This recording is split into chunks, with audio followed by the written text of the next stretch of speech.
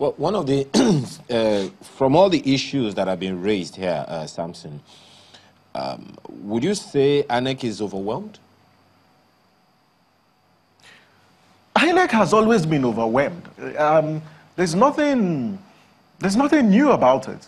Justice Uwe's committee's recommendation and his report clearly said that this electoral design, the design of your electoral management body, is not sustainable for the kind of Nigeria's democracy that we practice.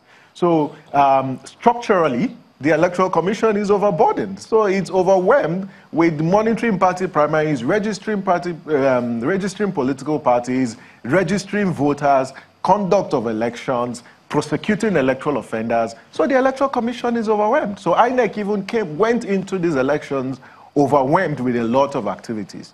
The second has to do with our law, the electoral law.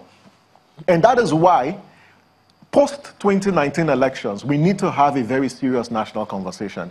It's not the conversations where we constitute committees at parallels or where the executive and the legislature are working at cross purposes, but we need to have a national conversation on elections. The kind of timelines that we set in our electoral law for submission of list of candidates, does that give the Electoral Commission sufficient time to print ballot papers? You know, I tell you something, colleagues in Lagos. We've got 84 million registered voters as at today. Let's look at 2023. If you had about 14 million who have been added to the voters register post-2015, it looks like, looking at the trends, we might actually hit 100 million registered voters in 2023. How are we going to manage that with this kind of electoral law that we have, with the kind of political parties that we have, and the number of candidates that are presented in political parties? These are serious conversations that we'll have. But is INEC overwhelmed? Yes, INEC is overwhelmed. But like I always say, public leadership, it's about managing problems and providing solutions to problems. We've got a commission that has competent men and women at its helm of affairs, and so there's a responsibility on them to deliver, even though they are working within a context that does not provide that space and leverage for them to function. But there's a responsibility on them to ensure that, irrespective of these issues that are coming up, they address them frontally and ensure that the credibility of our democracy, our electoral democracy, is defended. But also, more importantly, we can't just focus on INEC, because there are other exogenous factors that impact on what INEC does. The security agencies have a fundamental role to play. And INEC does not have a security outfit, so INEC cannot arrest electoral offenders. But it's got the responsibility to prosecute. If you look at Rivers, Lagos, and the other states where you have incidents of violence, there's nothing the presiding officers can do. There's nothing INEC can do. INEC can only self-correct itself by holding its own staff accountable. In context of this management of the margin of lead principle, I mean, we believe that this Electoral Act was put in there to ensure that it also authenticates, improves the electoral system. But one just wonders, you know, at the point where it says when it has to do with violent disruption of where there's violent disruption at substantial number of PUs before the announcement of results. Now that principle says the required response is that the Commission shall announce a fresh date for the affected PUs if necessary, and then the expected outcome is that supplementary elections will be indicated. So in this case, as you highlighted, it's hazy at the moment, even though many, is it that these principles, are they not supposed to kick in almost immediately? Because right now, many don't know if those elections are still going to hold. How should they be managing or responding or applying this management of lead principle? Well, Chamberlain, you know, Nigeria is a federation, and this election was conducted across 36 states of the federation. And you've got pockets of reports coming into the data center. It's huge logistic management to conduct elections across the country. So I want to believe that INEC is gathering reports from Because if you look at the collation process, first from the polling units down to the ward collation centers, where the ward collation officers have the power to address any computational inaccuracies, or they can cancel cancelled elections depending on the polling station. It moves from the local government, from the ward collation center to the local government collation centers, where you have the local government collation officers and the EOs, and then later to the state, and the REC is informed, but the REC cannot unilaterally take that decision. That decision is for the commission here in Abuja to take. So they have to look at all these issues. They must get all the reports, and we know that getting these reports is something that can take a lot of time. We know that the commission has been meeting yesterday and trying to consider this report. And so should this action actually kick in immediately? Yes, it should. But then these are very sensitive decisions that are taken. And it's really central to the credibility of these elections.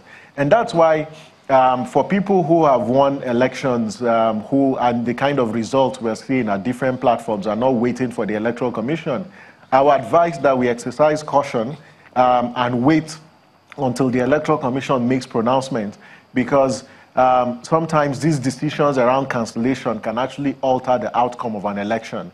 And for stakeholders, we need to beam our satellites on the Electoral Commission as it takes these decisions and manage and apply the margin of lead principle. This was the issue, this was a subject of controversy in the Osun elections, when the election for September 22nd was declared inconclusive. So we have to keep watch over the Electoral Commission. But my advice to the Electoral Commission is, I wouldn't say there is apprehension, but there is a lot of expectations on the part of Nigerians, and they need to know. And so INEC, who has been doing very well in communicating with the public, needs to be proactive in communicating to Nigerians early enough what's the status of these elections. I also urge stakeholders, I know, should also at the state level look at the resident electoral commissioners, because what we have seen is, even though the decision is taken in Abuja, it is communicated at the state level by the resident electoral commissioners. But because we are in a general elections, INEC should also, whilst decentralizing information, should also at the center provide information, because stakeholders are actually watching and let me follow up on this, the Samson. Electoral Commission to communicate. Part of the reason why some say, because I did ask, why did they hurriedly circulate those figures that they get? They think that if they don't do that, that at some point, someone somewhere may just manipulate the results and then rob them of their victory. So they think, well, might as well just circulate it and then ensure that that is safe as a result of our circulation of those results.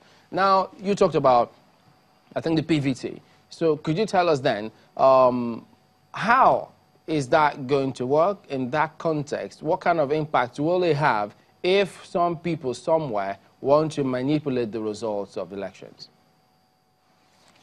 Well, I will urge for the presidential elections, I would urge anyone who intends to manipulate the result not to waste their time.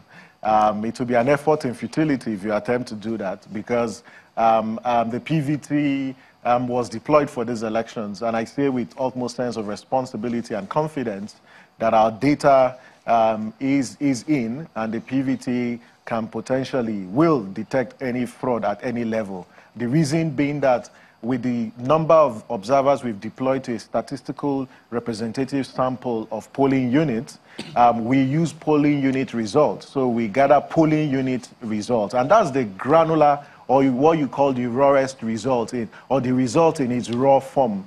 And so if all through the chain of collation there is any manipulation of the results, we already know, using the PVT, using the polling unit results, we can actually release our projection. So I urge anyone who wants to, and our advice, if you think you can manipulate this election, you're wasting your time.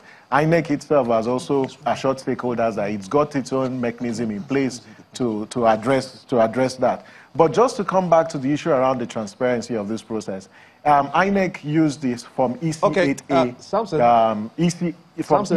Samson, my apologies.